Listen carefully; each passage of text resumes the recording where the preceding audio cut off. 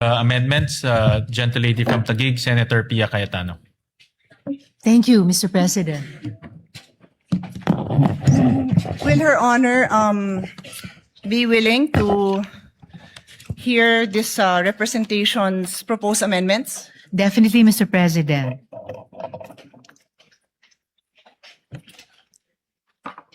Thank you, Mr. President, because earlier this morning, Her Honor put on record that no amendments were submitted. None may have been submitted, but our name is on the list to propound amendments. So thank you to the Majority Floor Leader who was gracious enough to allow us to still propose our amendments.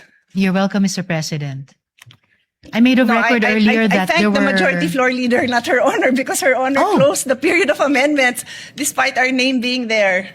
Well, Mr. President, just to reiterate, in this morning's session of the special session, I made of record that there were no more committee amendments and no other colleagues had submitted proposed individual amendments. And I said repeatedly more than once that if the body allows, that I would respectfully move to close the period of amendments. And that is also why, Mr. President, this afternoon, when the Majority Leader asked me on behalf of the gentlelady from Taguig and Pateros to reopen, I readily agreed. Because my interest, like any other member of the chamber, is to move our bills forward.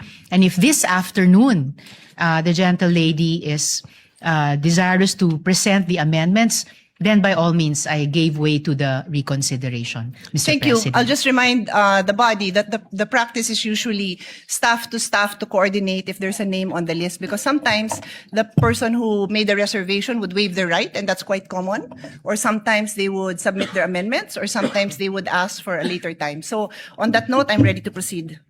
Yes, Mr. President.